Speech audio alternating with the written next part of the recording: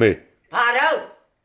ဒီမှာမှန်လေးတစ်ခုမေဒီမဲ ဘာလဲတော့ ဒါတော့နဲ့အမေအဖေနဲ့ခဏခဏစကားများပြီးအိမ်မောဆင်းတာဆေးအောင်မွေးတာတဲ့စကားမများလို့အိမ်မောမဆင်းရင်အယောက်20လောက်တော့မွေးလောက်တယ်တဲ့အမေ မကဘူးတရားလောက်မွေးတရားလောက်မွေး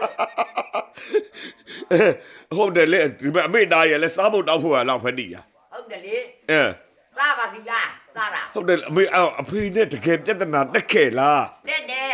ဘလို့ရတဲ့ထောင်ကကြုတ်ကိုရှစ်ပြစမ်း ရပြစ်ပါတယ်ဆိုငါဘယ်လိုရှင်းကြလဲဟမ်ရပြစ်ပါတယ်ဆိုတာမင်းသက်စားတော့ အဲ့ရောမตายရတော့ဘော မတရားဘူးလေ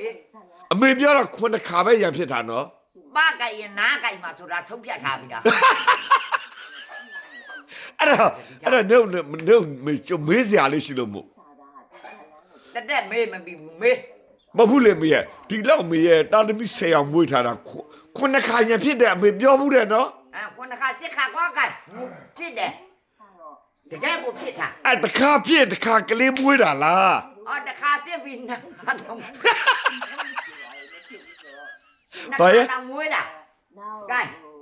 မွေးတယ်ငါတို့နဲ့ယောက်ျားနဲ့မွေးတာမဟုတ်ယောက်ျားနဲ့ကိုမွေးတာ အမေအတူမြတ်ယောက်ျားယူထားလေ အတူနဲ့ယောက်ျားနေပေါ့ ဘလူတော့အမေ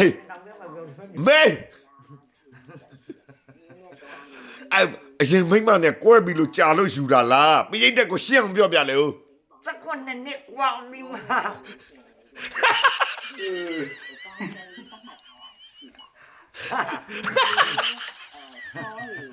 အမေပါရဲ့ ငါကခလေးစီတည်းတဲ့လူမရရလာတော့နော် အဖေက ခလေးငါခလေးစီတည်းတဲ့14နှစ်15နှစ် စကွန်နဲ့17နှစ်ကွက်ပြီးကြားပြီးမှ